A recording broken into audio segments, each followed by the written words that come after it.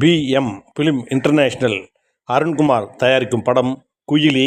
Lizzie Antony பிரதான கதாபாத்திரத்தில் நடித்திருக்கிறார். அவருடன் தனுஷ்மிகா, ரவிச்சா, புதுப்பேட்டை சுரேஷ், ராட்சசன், சரவணன் உள்ளிட்ட பலர் நடித்திருக்கிறார்கள். பி. முருகசாமி இப்படத்தை இயக்கியிருக்கிறார். Zoo Smith இசையமைத்திருக்கிறார். இப்படத்தின் ட்ரெய்லர் ஆடியோ வெளியீட்டு விழா சென்னையில் நடந்தது. இதில் விடுதலை சிறுத்தைகள் கட்சி தலைவர் தொல் திருமாவளவன் கலந்து கொண்டு பரபரப்பாக பேசினார். மக்களுக்கு இலவசங்களை நிறுத்திவிட்டு இலவசமாக கல்வி தர வேண்டும் என்று அவர் கூறியதுடன், மது ஒழிப்பு என்பது மாநிலங்கள் கையில் மட்டுமல்ல, அது ஒரு தேசிய கொள்கையாக மலர வேண்டும் என்று ஒன்றிய பாஜக அரசுக்கு எச்சரிக்கை விடுத்து பேசினார். தொல் திருமாவளவன் என்ன பேசினார் என்பதை இப்போது காணலாம். அன்பார்ந்த குயிலி திரைப்படத்தின் இயக்குனர் அன்பு இளவல் முருகசாமி அவர்களே,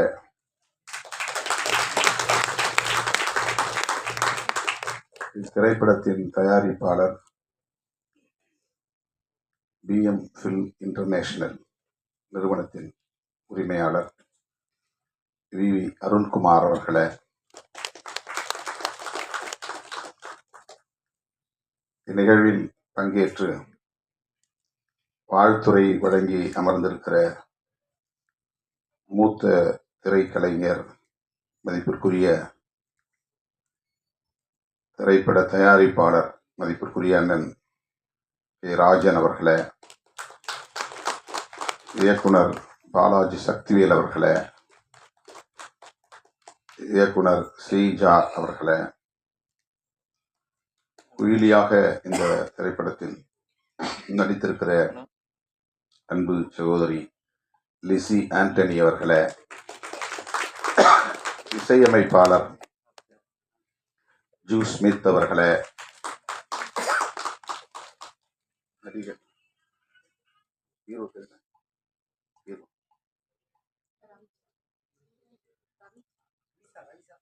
ரவிச்சா அவர்களே மற்றும் மேடையில் அமர்ந்திருக்கிற படைப்பாளர்களே, திரைக்கலைஞர்களே, திரளாக கூடியிருக்கிற தமிழ் சொந்தங்களே, உங்கள் அனைவருக்கும் என்னுடைய பணிவார்ந்த வணக்கத்தை தெரிவித்துக் கொள்கிறேன். ஆர்ப்பாட்டம் ஒன்றில் பங்கேற்க வேண்டியிருந்தது.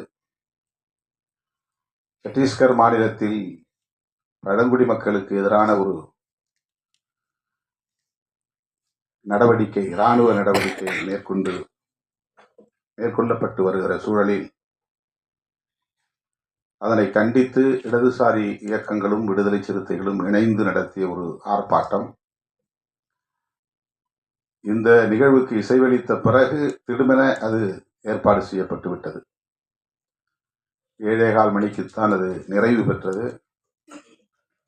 அங்கிருந்து இங்கே வந்து சேர சற்று காலத்தாழ்வு நேர்ந்து விட்டது. அதற்காக முதலில் என்னுடைய வருத்தத்தை தெரிவித்துக் கொள்கிறேன். குயிலி திரைப்படத்தின் முன்னோட்ட காட்சி எதையும் பார்க்க சந்தர்ப்பம் அமையவில்லை. நான் வருவதற்கு முன்னதாகவே பாடல் காட்சிகளும் ஒளிபரப்பப்பட்டு விட்டன. பாடலையாவது கேட்கிறேன் என்று கேட்டு ஒரு பாடலை தற்போது மேடையிலேயே கேட்டேன்.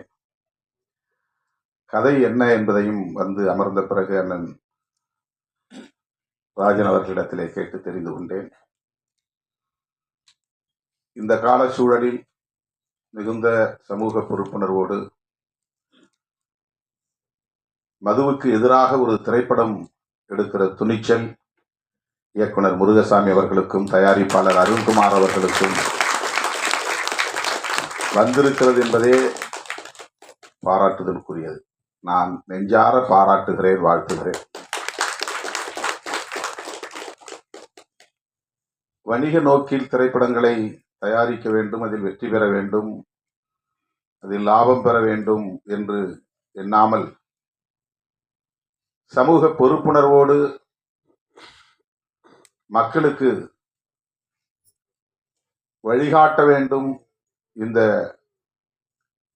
கொடிய துன்பத்திலிருந்து மக்கள் விடுதலை பெற வேண்டும் என்கிற வேட்கையோடு இந்த இளைஞர்களுக்கு, இளம் தலைமுறையினருக்கு இப்படி ஒரு பொறுப்புணர்வு மிக்க இளைஞர்களாக இந்த திரைப்படத்தை தயாரித்திருக்கிறார்கள், அந்த வேட்கையோடு தயாரித்திருக்கிறார்கள் என்பது உள்ளபடியே மகிழ்ச்சி அளிக்கிறது என்பதை விட பெருமை அளிக்கிறது, பெருமைப்படுகிறது. இந்த இளைஞர்களை நான் ஆற தழுவி என்னுடைய வாழ்த்துக்களையும் பாராட்டுகளையும் தெரிவித்துக் கொள்கிறேன்.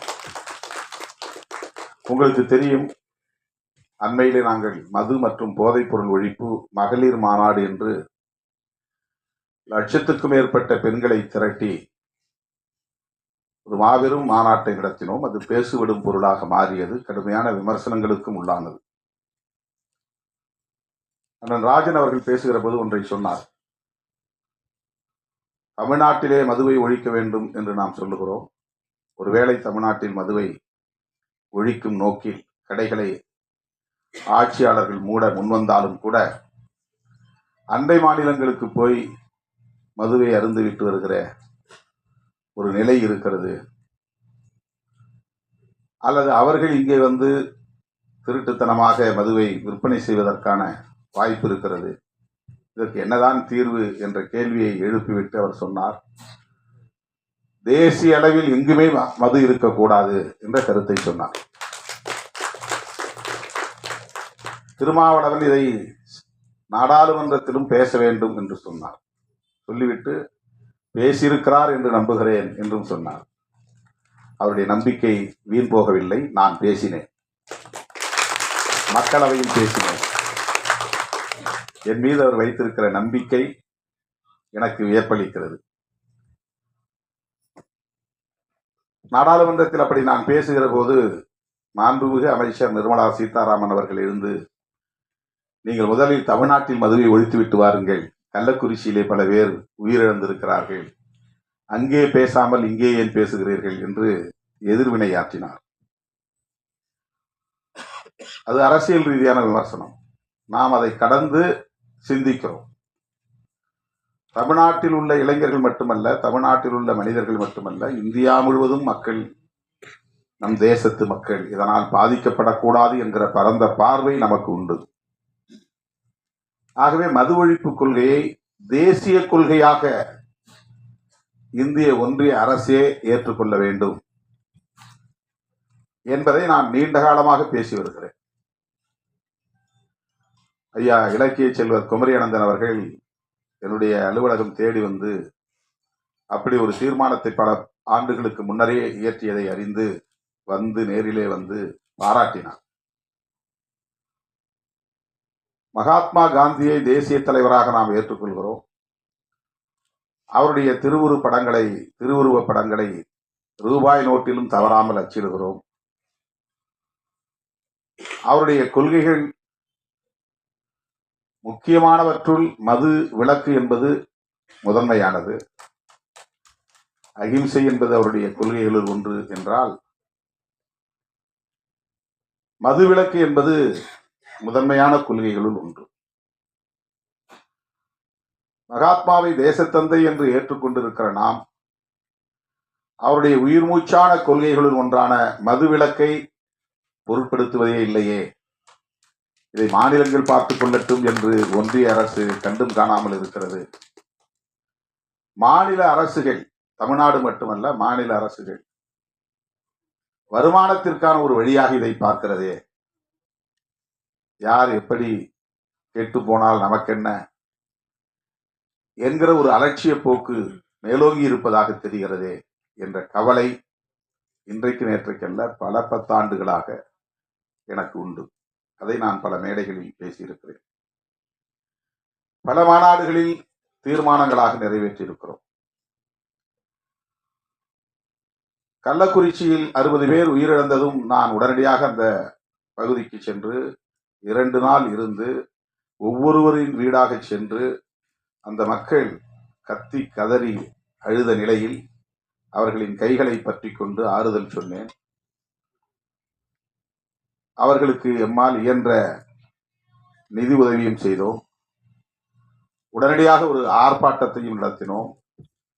அது போதாது என்கிற அடிப்படையிலே மரக்காணத்தில் உயிரிழந்தவர்களையும் போய் சந்தித்து ஆறுதல் சொல்லிவிட்டு அவர்களுக்கும் நிதியுதவி செய்துவிட்டு அங்கே நான் அறிவிப்பு செய்தேன். மது மற்றும் போதைப் பொருள், மது மட்டுமல்ல, பல வகையான போதைப் பொருள் இன்றைக்கு புழக்கத்திற்கு வெளிப்படையாக வந்திருக்கின்றன. கஞ்சா போன்ற பல வகையான போதைப் பொருட்கள், ட்ரக்ஸ், போதை மாத்திரைகள் பள்ளி வளாகங்களிலே இப்போது கிடைக்கிறது. நகர்ப்புறங்களில் மட்டுமே புழக்கத்தில் இருந்த போதைப் பொருட்கள் இப்போது கிராமப்புறங்களிலும் ஊடுருவி இருக்கிறது. இந்த துயரத்தை, இந்த அவலத்தை எண்ணி இதற்கென்று ஒரு மாநாடு நடத்த வேண்டும் என்று அறிவிப்பு செய்து அதை ஒரு தேசிய கொள்கையாக இந்திய ஒன்றிய அரசே ஏற்றுக்கொண்டு எந்த மாநிலத்திலும் மதுக்கடைகள் திறக்கக்கூடாது, வருவாய்க்கு வேறு வழிகளை தேடிக்கொள்ள வேண்டும் என்று வழிகாட்டக்கூடிய ஒரு நிலைப்பாட்டை இந்திய ஒன்றிய அரசு மேற்கொள்ள வேண்டும் என்று வலியுறுத்தி தீர்மானம் நிறைவேற்றினோம். அது பலரும் விமர்சித்தார். தமிழ்நாட்டிலே கடையை வைத்திருக்கிற, திறந்து வைத்திருக்கிற ஆட்சியாளர்களை மேடையில் அமர வைத்துக் கொண்டு நீங்கள் தேசிய அளவிலே மதுவிலக்கு கொள்கையை பேசுவது எந்த வகையிலே நியாயம் என்று அரசியல் ரீதியான விமர்சனங்களை பேசினார்கள். நம்மை பொறுத்தவரையில் ஆட்சியில் இருந்தாலும் கூட அவர்களையும் மேடையில் அமர வைத்து மதுவை ஒழிக்க வேண்டும் என்று சொல்லுகிற துணிச்சல் விடுதலை சிறுத்தைகளுக்கு உண்டு என்பதை அந்த நிகழ்வின் மூலமாக உறுதிப்படுத்தினோம். கூட்டணியில் இருக்கிறோம், அவர்களை வைத்துக் கொண்டு மேடையிலே பேசக்கூடாது என்று நாங்கள் அஞ்சவில்லை. உங்களுக்கும் இதிலே உடன்பாடு இருக்கிறது, எனவே மேடைக்கு வாருங்கள், ஒன்றும் பிரச்சனை இல்லை, வந்து உங்கள் கருத்தை சொல்லுங்கள். மேடைக்கு வந்தார்கள். தேர்தல் வாக்குறுதியிலேயே மதுக்கடைகளை மூடுவோம் என்று திராவிட முன்னேற்ற கழகம் ஏற்கனவே அறிவித்திருக்கிற நிலையில் இந்த மாநாட்டிலும் பேச வேண்டும் என்று நாங்கள் அந்த கூட்டணி உறவை பயன்படுத்தி ஒரு அழுத்தம் கொடுத்தோம் என்பதுதான் உண்மை. அதுதான் ஒரு பிரஷர். ஆளுங்கட்சியை மேடையிலே அமர வைத்து, ஆமாம் எங்களுக்கும் மதுக்கடைகளை மூட வேண்டும் என்கிற கருத்திலே உடன்பாடு உண்டு என்று சொல்ல வைத்தது விடுதலை சிறுத்தைகள் என்பதை நான் இந்த இடத்திலே பதிவு செய்ய விரும்புகிறேன். ஆகவே இந்தியா முழுவதும் மது ஒழிக்கப்பட வேண்டும், போதைப் பொருள் புழக்கம் கட்டுப்படுத்தப்பட வேண்டும். தினந்தோறும் நான் சுற்றுப்பயணத்தில் இருக்கிறேன், ஏதாவது ஒரு கிராமத்தில் இருக்கிறேன், ஏதேனும் ஒரு நிகழ்ச்சியில் பங்கேற்கிறேன். உள்ளபடியே ஒவ்வொரு நாளும் நான் நொந்து போகிறேன். மேடைக்காக நான் பேசவில்லை.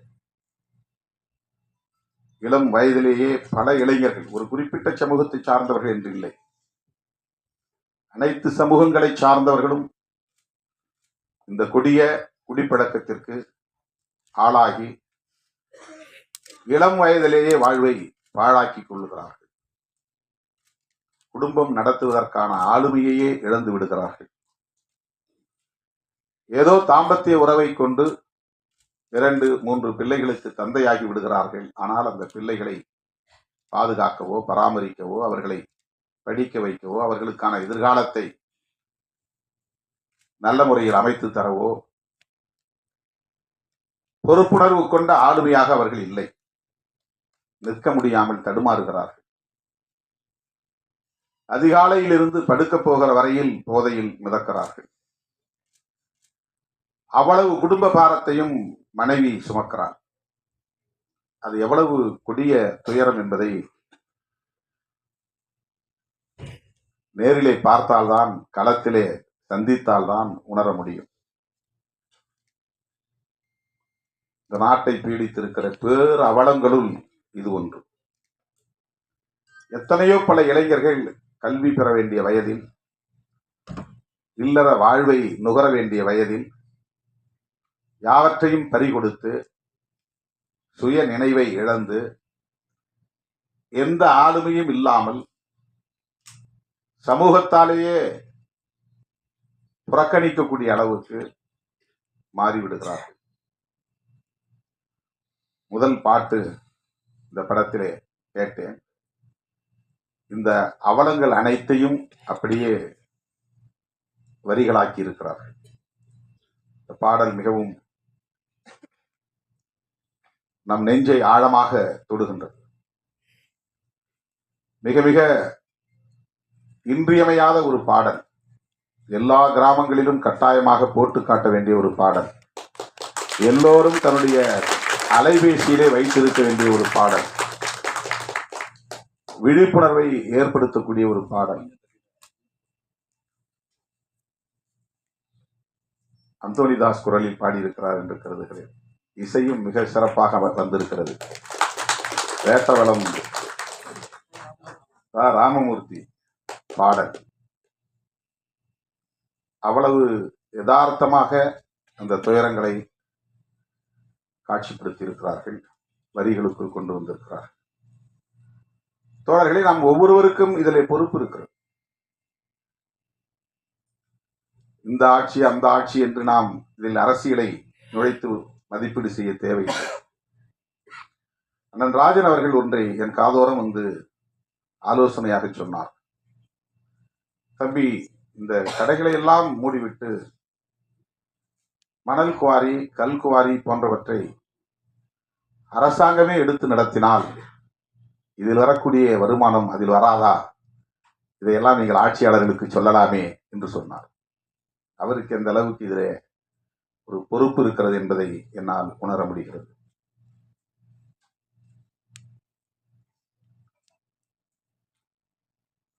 தமிழக முதலமைச்சரிடத்திலே தனிப்பட்ட முறையிலே இதை பற்றி பேசுகிற போதும் கூட அவருக்கும் அந்த கவலை இருக்கிறது. இதுதான் சிஸ்டம். ஒரு சமூக கட்டமைப்புக்குள்ளே அரசு சார்ந்த கட்டமைப்புகள் சில நேரங்களில் நம்முடைய விருப்பங்களை மீறி இயங்கக்கூடியவையாக அமைந்து விடுகின்றன. தனியார்மயமாதல் கூடாது என்பது நம்முடைய கருத்து. ஆனால் நம்மால் அதை எதிர்த்து வெற்றி பெற முடியவில்லை. பன்னாட்டு நிறுவனங்கள் இங்கே நுழையக்கூடாது என்பது நம்முடைய நிலைப்பாடு. ஆனால் நம்மால் தடுக்க முடியவில்லை. அந்நிய முதலீடு இங்கே வரக்கூடாது, அதன் மூலம் அவர்கள் நமது வளங்களை சுரண்டக்கூடாது, லாபம் என்கிற பெயரில் கொள்ளையடிக்க கூடாது என்பது நம்முடைய ஆசை. ஆனால் அவற்றை நம்மால் தடுக்க முடியவில்லை. இப்போது கூட நாங்கள் போய்விட்டு வந்த அந்த ஆர்ப்பாட்டம் எதற்கு என்றால், அங்கே இருக்கிற பழங்குடி மக்கள் சத்தீஸ்கர் மாநிலத்தில் பன்னாட்டு நிறுவனங்கள் உள்ளே வரக்கூடாது, கனிம வளங்களை சுரண்டக்கூடாது என்று எதிர்த்து போராடுகிறார்கள். ஆனால் இந்த தேசத்தின் வளர்ச்சிக்கு அந்நிய முதலீடு தேவை, பன்னாட்டு நிறுவனங்களின் வளர்ச்சி தேவை என்று அரசு நம்புகிறது. இந்திய ஒன்றிய அரசு, அது அரசின் கொள்கை நிலைப்பாடாக இருக்கிறது. உலகம் முழுவதும் இன்றைக்கு எந்த நாட்டிலும் பன்னாட்டு நிறுவனங்களுக்கு தடை இல்லை. தேச வரம்புகள் அவர்களுக்கு ஒரு தடையாக அமைந்துவிடக் கூடாது என்பதற்காக உருவாக்கப்பட்ட ஒப்பந்தம் தான் காட் ஒப்பந்தம், GATT ஒப்பந்தம். அந்த ஒப்பந்தத்தில் கையெழுத்திட்ட நாடுகள் எல்லாம் தேச வரம்புகளை உடைத்து யாரும் இங்கே அந்நிய முதலீடு செய்யலாம், எங்கோ அமர்ந்து கொண்டு இங்கே தொழில் நடத்தலாம், அவன் இங்கே வர தேவையில்லை, நிலம் கையகப்படுத்த தேவையில்லை, இங்கே வந்து எந்த விதமான வேலைகளையும் செய்ய தேவையில்லை, அவனுடைய ஃபார்முலா போதும். இங்கே இருக்கிற நீரை அவன் எடுத்து நம்மிடத்திலேயே விற்பனை செய்கிறான், குடிநீர். அவனுக்கு அதிலே லாபம் போய் சேர்கிறது. அவன் ஒரு நாள் கூட இந்தியாவுக்கு வந்திருக்க மாட்டான். ஆனால் ஒவ்வொரு நாளும் கோடிக்கணக்கிலே அவனுக்கு லாபத்தில் பங்கு போய் கொண்டிருக்கிறது. குளிர்பானங்கள் அப்படி. எல்லா விதமான தொழில்களும் அவன் நாட்டில் செய்தால் அந்த கழிவை அவன் மண்ணில் போய் சேர்க்க வேண்டும். அதனால் மண் நஞ்சாகும், குடிநீர் நஞ்சாகும், காற்று நஞ்சாகும் என்று அஞ்சுகிறான். இந்தியா போன்ற மூன்றாவது உலக நாடுகளில் அவன் கழிவை கொட்டுகிற குப்பை தொட்டியாக மாற்றிக் கொண்டிருக்கிறான். அதற்கு உலகமயமாதல் கொள்கை வழிவகுத்திருக்கிறது.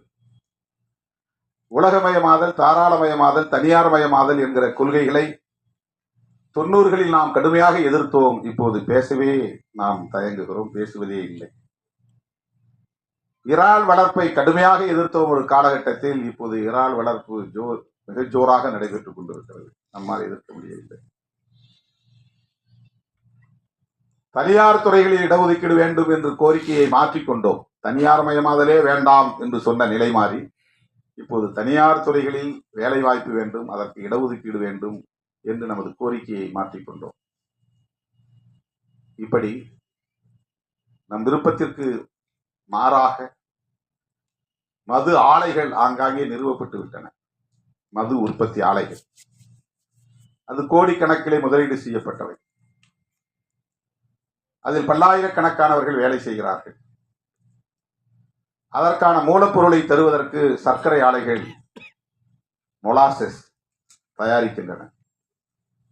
இந்த மொலாசஸை எப்படி அவர்கள் விநியோகம் செய்வது, விற்பனை செய்வது, அதை வாங்குவதற்கு மது ஆலைகள் தேவை. மது கடைகளை மூடுவது என்பது மட்டுமே வேலை திட்டம் அல்ல.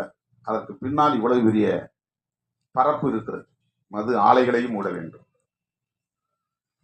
அதை விநியோகம் செய்கிற நிறுவனங்களையும் மூட வேண்டும். அதற்காக ஆயிரக்கணக்கான கோடிகளை முதலீடு செய்திருக்கிறார்கள். அவ்வளவு முதலீடுகளையும் நிறுத்த வேண்டும். அதனால் ஏற்படுகிற இழப்பை சந்திக்க வேண்டும். இப்படி இந்த சிஸ்டம் ஆக்டோபஸ் கால்களாக விரவி பரவி கிடக்கின்றன.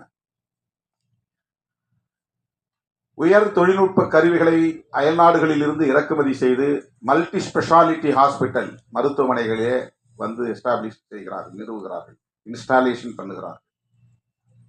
அது கோடிக்கணக்கிலே மதிப்பீடு, 5 கோடி 10 கோடி. அதை வெறுமன மூடி வைத்திருக்க முடியாது. தினந்தோறும் அது இயங்க வேண்டும். இல்லை என்றால் அது பழுதாகிவிடும். தினந்தோறும் அது இயங்க வேண்டும். ஆனால் அதற்கு வேலையாட்கள் தேவை. வேலையாட்கள் என்றால் அவர்களுக்கு சம்பளம் தர வேண்டும். சம்பளம் தர வேண்டும். அது இயங்க வேண்டுமானால் தினந்தோறும் அதிலே நோயாளிகள் வந்து படம் எடுத்துக்கொண்டே இருக்கு. ஸ்கேன் எடுக்குன்னா ஸ்கேன் எடுத்துக்கிட்டு, உடம்பு நல்லா தான் இருக்கும், ஆனாலும் ஸ்கேன் எடுங்க.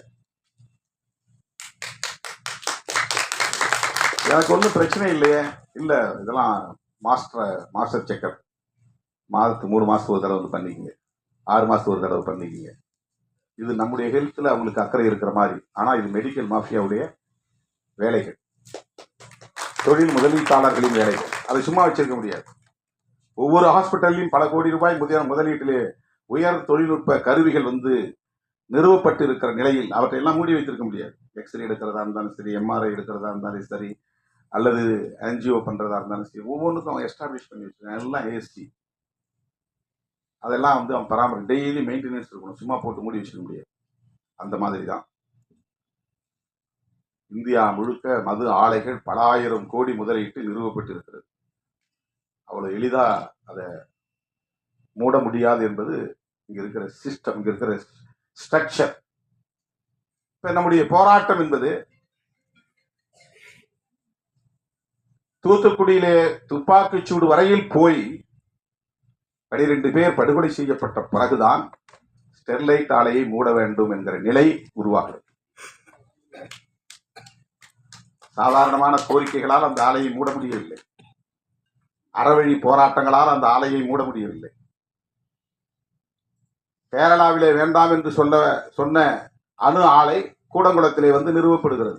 தமிழ்நாட்டுக்குள்ளே நிறுவப்படுகிறது. நிறுவப்பட்ட நாளில் இருந்து, அதற்கான ஆணை பிறப்பிக்கப்பட்ட நாளில் இருந்து அந்த பகுதியில் மக்கள் போராடி கொண்டே இருக்கிறார்கள், எதிர்ப்பு தெரிவித்துக் கொண்டே இருக்கிறார்கள், துண்டறிக்கை கொடுத்துக் கொண்டே இருக்கிறார்கள், உண்ணாவிரத போராட்டம் நாள்தோறும் நடத்துகிறார்கள். 1.5 ஆண்டுகள் நடந்தன.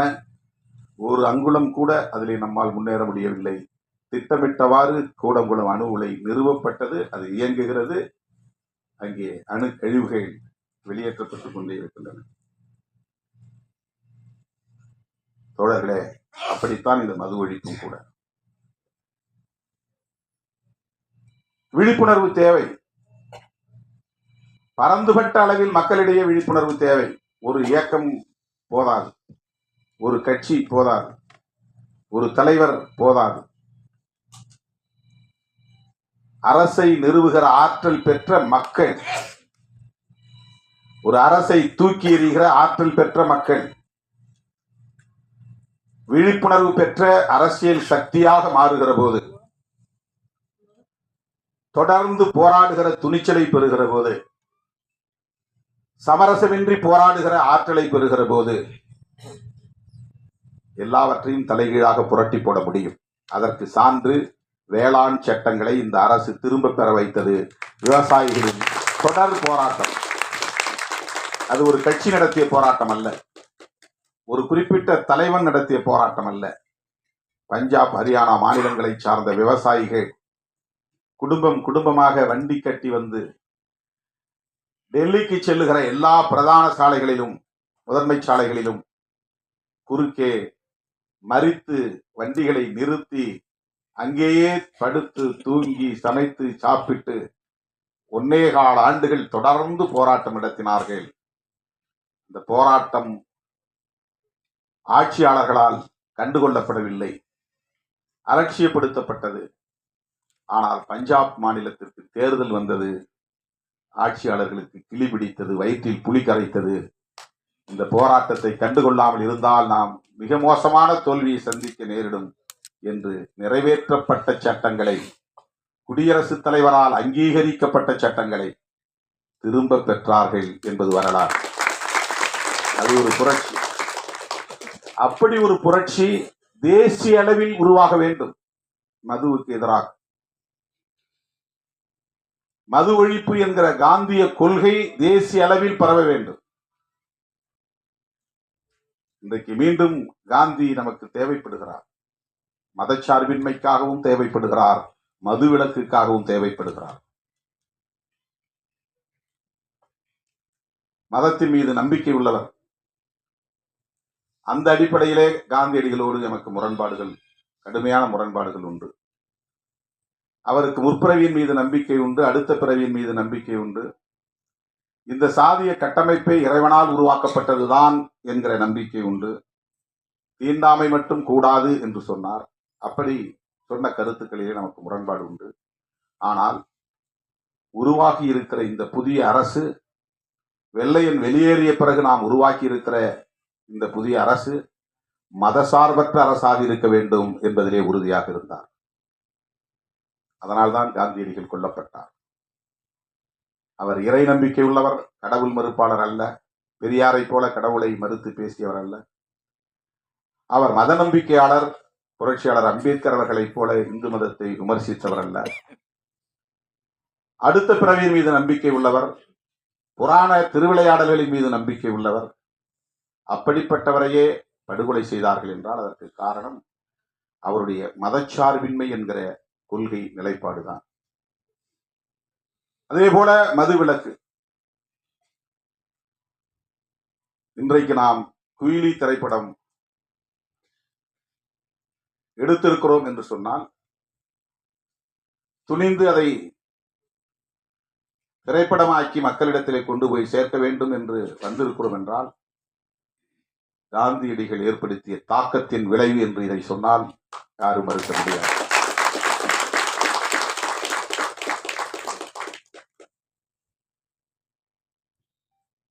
களத்திலே நாம் சந்திக்கிற அவலங்கள் நம்மை சிந்திக்க வைக்கிறது என்பதுதான். ஒவ்வொரு ஊரிலும் பிரச்சனைகளுக்கு காரணம், ஒவ்வொரு ஊரிலும் குறைந்தது 10 அல்லது 20 பேர் போதையில் இருக்கிறார்கள்.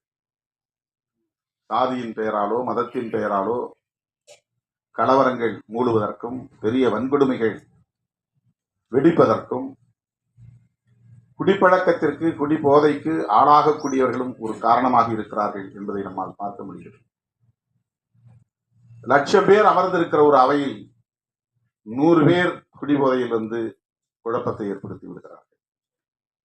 இந்த கட்டுப்பாட்டை சீர்குலைத்து விடுகிறார்கள். இது நாட்டுக்கு கேடு.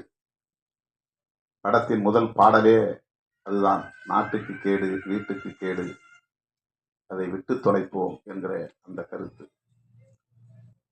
தோழர்களே, இதனால் என்ன நாம் சாதிக்கப் போகிறோம் என்று கருதாமல், இது என்ன பெரிய விளைவை ஏற்படுத்தி விடப் போகிறது என்று கருதாமல், இந்த விழிப்புணர்வை இன்னும் விரிவாக்கிக் கொண்டே போக வேண்டும். சில இளைஞர்களையாவது நாம் அந்த கொடுமைக்கு ஆளாகாமல் தடுக்க முடியும், அந்த துயரத்திற்கு ஆளாகாமல் தடுக்க முடியும், இளம் தலைமுறையினரை பாதுகாக்க முடியும். ஏற்கனவே பாதிக்கப்பட்டவர்களை மீட்க வேண்டும் என்பது ஒரு புறம், புதிதாக இளைஞர்கள் அதிலே பாதிப்புக்கு உள்ளாகி விடாமல் தடுக்க வேண்டும் என்பது இன்னொரு புறம். ஒவ்வொரு மருத்துவமனையிலும் டி அடிக்ஷன் சென்டர் இருக்க வேண்டும் இந்த மதுக்கடைகளை மூடுகிற வரையில். இது என்னுடைய கோரிக்கை. முதலமைச்சருக்கு நேரிலே போய் நான் சொன்னேன். எங்கேயாவது தேட வேண்டியிருக்கு. ஒரு ஸ்டேட்டுக்கு 2-3 தான் இருக்கு டி அடிக்ஷன் சென்டர். கவுன்சிலிங் இல்லை. எல்லா மருத்துவமனையிலும் கவுன்சிலிங் இருக்கணும். மருத்துவமனைகளில் உளவியல் சார்ந்த அறிவுரைகளை தருவதற்கு, விழிப்புணர்வை தருவதற்கு சிறப்பு பயிற்சி பெற்ற மருத்துவர்களை நியமிக்க வேண்டும். எல்லா நோய்களுக்கும் அடிப்படையாக இருப்பது உளவியல் சிக்கல்கள் தான். நம்முடைய உணவு பழக்கம் என்பதை விட, நம்முடைய உறக்க பழக்கம் என்பதை விட, இவற்றால் ஏற்படுகிற உளவியல் சிக்கல்கள் தான் மன அழுத்தத்திற்கு காரணமாகி நோய் எதிர்ப்பு சக்தியை குறைக்கிறது. மன அழுத்தம் பெருக பெருக இம்யூனிட்டி என்பது குறைந்துவிடும். மன அழுத்தம் பெருக பெருக பயம் என்பது ஆக்கிரமிக்கும். பயம்தான் எதிர்ப்பு சக்திக்கு எதிரியே. எந்த ஆன்டிபயாட்டிக்கும் ரெஸ்பாண்ட் பண்ணாது. இம்யூனிட்டி போயிடுச்சுன்னா, உடம்புல எதிர்ப்பு சக்தி இருக்கிற வரையிலும் தான் antibiotic, anti viral, anti fungal இந்த மருந்தெல்லாம் வேலை செய்யும். எதிர்ப்பு சக்தி இல்லைன்னா மருந்தே வேலை செய்யாது. மருந்து ரெஸ்பாண்ட் பண்ணணும்னா கூட நம்ம பாடிக்குள்ள இம்யூனிட்டி இருக்கணும். இம்யூனிட்டி இருக்கணும்னு சொன்னா நமக்கு பயம் வரக்கூடாது. எந்த பயமும் வரக்கூடாது. பயம் வரக்கூடாதுன்னா மன அழுத்தம் வரக்கூடாது. மன அழுத்தம் வரக்கூடாதுன்னா இது போன்ற துயரங்கள் சமூகத்தில் நிலவக்கூடாது. ஏன்னா அவனுக்கு என்ன ஆகுன்னா, ஒரு பக்கம் அடிக்ஷன் ஆயிடுவான், இன்னொரு பக்கம் சமூகம் அவனை புறக்கணிக்கிறது. அது அவனை ஒரே நேரத்தில் 2 தாக்குதல். இதுல இருந்து அவனால மீற முடியல. இன்னொரு புறம் பெண்டாட்டியும் அவளை மதிக்கல, பிள்ளைகளும் அவங்கள மதிக்கல, சமூகமும் மதிக்கல. இந்த நிராகரிப்பு, அவமதிப்பு அவனை அறியாமலேயே அவனுக்குள் ஒரு அழுத்தமாக அது மாறுகிறது. இப்படி ஒரு தனி மனிதனை அது பாதிக்க செய்கிறது என்று நாம் கருதக்கூடாது. இது ஒரு சமூகத்தையே பாதிக்க செய்கிறது. எனவே மது மற்றும் போதைப் பொருள் கட்டுப்படுத்தப்பட வேண்டும். பிறகு முற்றாக ஒழிக்கப்பட வேண்டும். பிற நாடுகளில் இல்லையா? அண்ணன் சொன்னாங்க, இப்ப பெண்களும் குடிக்க ஆரம்பிச்சிட்டாங்க. அயல் நாடுகளிலே பெண்கள் குடிக்கிறார்களே. என்னன்னா, ஹெல்த் கான்சியஸ் இல்லாதவன் குடிக்கிறதுக்கும் ஹெல்த் கான்சியஸ் உள்ளவன் குடிக்கிறதுக்கும் வேறுபாடு இருக்கு. சோசியல் ட்ரிங்க் என்கிற பெயரில் குடிக்கிறவனுக்கும், குடி இல்லையே என்னால் இருக்க முடியாது என்கிற அளவுக்கு குடிக்கிறவனுக்கும் வேறுபாடு இருக்கிறது. ஏதோ மாதத்துல 1 நாள் அல்லது 2 நாள் அல்லது வாரத்துல 1 நாள் என்று ஒருவன் குடிப்பதை கூட தன் கட்டுப்பாட்டுக்குள்ளே வைத்திருக்க முடியும் என்றால் அவனுக்கு ஏற்கனவே ஒரு விழிப்புணர்வு இருக்கிறது என்று பொருள். மதுக்கடைகளை திறந்து வைப்பதன் மூலம் அது ஒரு சோசியல் பிஹேவியராக மாறுகிறது. சமூகம் இப்ப அது ஒரு குற்ற உணர்வே இல்லை. முன்ன யாராவது பார்த்தா அவன் குடிகாரம் பாருன்னா அவனுக்கு ஒரு கூச்சமா இருக்கும். ஊர்ல 1-2 பேர் தான் இருக்கும். இப்போ ஊர்ல 40 பேர் 50 பேர், அதனால யாருக்கும் எந்த குற்ற உணர்வும் கிடையாது. அது சாதாரணமாகிவிட்டு பிள்ளைகளையே போய் வாங்கி வர சொல்றாங்க. அப்பா அம்மா சேர்ந்து குடிக்கிறாங்க. அது நியாயப்படுத்தப்படுகிறது. அவங்க செய்யற வேலைப்பா, உடம்பு வலி, அதனால குடிச்சிட்டு படுக்கிறான். இதை சில பேர் நியாயப்படுத்துகிறார்கள். உள்ளபடி இது பெரிய அவலம், சகித்துக் கொள்ள முடியாத பேரவலம். ஒரு சமூகத்தையே முடமாக்குகிற ஒரு பேரவலம், ஒரு தேசத்தையே வீழ்த்துகிற பேரவலம். எல்லா இலவசங்களையும் நிறுத்திவிட்டு கல்வியை மட்டும் இலவசமாக தர முன்வருகிற ஒரு அரசு, அதன் மூலம் ஒரு விழிப்புணர்வை ஏற்படுத்துகிற அரசு, இது போன்ற அவலங்களையும் ஒரு முடிவுக்கு கொண்டு வரும்.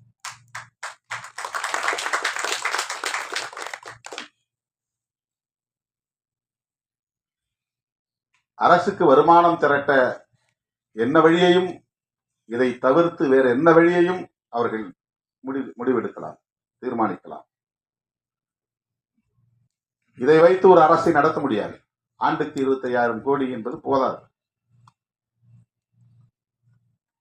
ஆகவே இலவச திட்டங்களுக்கு இது பயன்படுகிறது என்று நியாயப்படுத்துவதும் ஏற்புடையதல்ல. இலவசங்களே வேண்டாம் என்பதுதான். எல்லா இலவச திட்டங்களையும் நிறுத்த வேண்டும். ஒட்டுமொத்த கல்வியையும் அரசே ஏற்றுக்கொள்ள வேண்டும். கல்வியை இலவசமா கொடுங்க, ஆரம்ப கல்வி முதல் ஆராய்ச்சி கல்வி வரை. இதெல்லாம் பொதுமக்களின் கோரிக்கையாக மாற வேண்டும். ஒரு தனிநபர் கோரிக்கையாக, ஒரு இயக்கத்தின் கோரிக்கையாக இருக்கிற போது ஈடுபடாது. பொதுமக்களின் கோரிக்கையாக மாற வேண்டும். அதற்கான விழிப்புணர்வு தேவை. அப்படிப்பட்ட ஒரு விழிப்புணர்வுள்ள இளைஞர்களாகத்தான் இன்றைக்கு முருகசாமி, அருண்குமார், இந்த இளம் தலைமுறையினரை நான் பாராட்டுகிறேன், மெச்சுகிறேன். இது போன்ற இன்னும் பல விழிப்புணர்வு கருத்துக்களை சொல்லக்கூடிய படைப்புகளை நீங்கள் தர வேண்டும். இந்த சமூகம் உங்களை தூக்கி கொண்டாடும் என்பதை சொல்லி இந்த வாய்ப்புக்கு நன்றி கூறி முடிக்கிறேன். நன்றி.